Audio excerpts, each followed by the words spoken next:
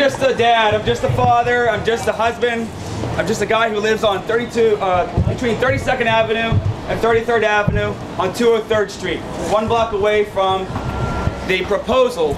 And you know, there have been a lot of messages that have come out since February, to be honest, about this school. And I just want to say to all of you who made it out today, thank you, because, you know, this really doesn't happen that often. This pressure from almost like a totalitarian government regime doesn't happen that often on our vicinity properties. And it's important that we speak up. It's important that we come together as a community. I'm on a couple groups in Facebook, and it's so awesome to see people that are Baysiders really coming together in real life and online.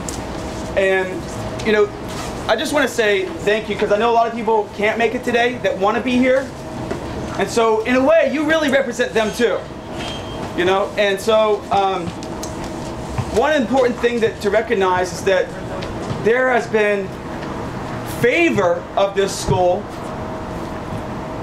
coming into fruition, coming into our neighborhood, coming in without regard of our opinions, coming into our neighborhood without any say from any of us. That idea that it's going to happen, that it's a done deal,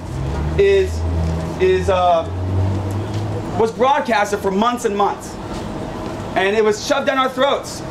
It was a lie being told to us. Some good news that we have today is that we're being told that the councilman whose office is behind me, the councilman is now going to oppose this new school. Yay!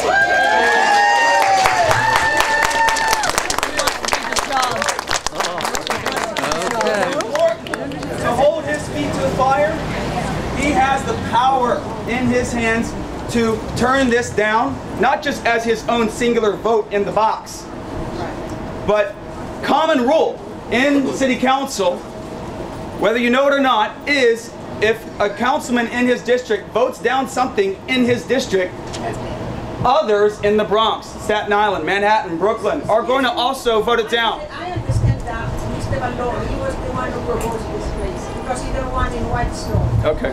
Yeah, let me just finish speaking. Yeah. So basically, I just want to make sure you guys know that he needs to hold to his word.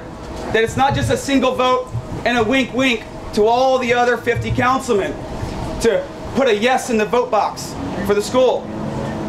And we need to be sending letters to the other council members. I know it's 51 stamps. I know it's an hour of forwarding emails.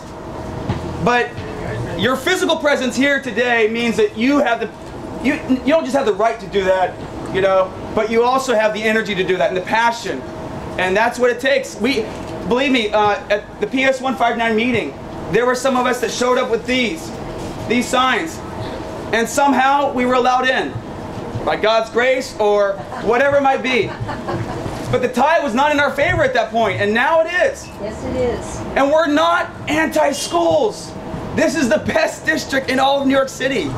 Why would we even say that?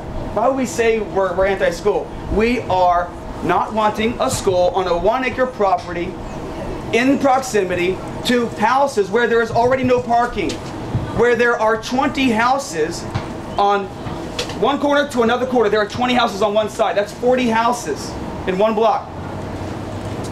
4 of those houses don't even have driveways. On a Tuesday, in the midday, you'll only find one spot. Now, they want to bring 1,000 people, because we all know it's not going to be 739 students. It's going to be 1,000 students, and maybe by average of what we're seeing here in District 26 and the popularity of our district, and by the rules that the Office of Enrollment has been playing on us at letting Francis Lewis High School be 199% occupancy, Bayside High School being 161% occupancy, and Cardoza being 140. We know that it's going to be 140% then. So that means that we're going to have 200 teachers plus another 100 or 200 high schoolers driving in, wanting to be cool, you know, find their spot. We don't need that. But again, it's not just about the parking. It's not just about the congestion. It's also about the process by which they presented to us this school. Here's a rug, here's us, here they are, and then they were trying to bring it out on this side. And that's not the way we want government. That's not it. That's not the way we want to be led. That's not the way we want to live. That's not the way we want to talk to each other. So why are they talking to us in that way? So it's important that you guys are here and we continue to hold the feet to the fire until we know that there's definitely not a school on 32nd Avenue. And City Council is going to be voting in just a couple weeks. And we need a 2/3 majority. It's called a super majority, where that makes it veto proof against Mayor de Blasio's power to veto it. So that's 34 out of 51 we need, but we want all 51. And I have to say that I'm holding Paul Vallone responsible if it doesn't get done.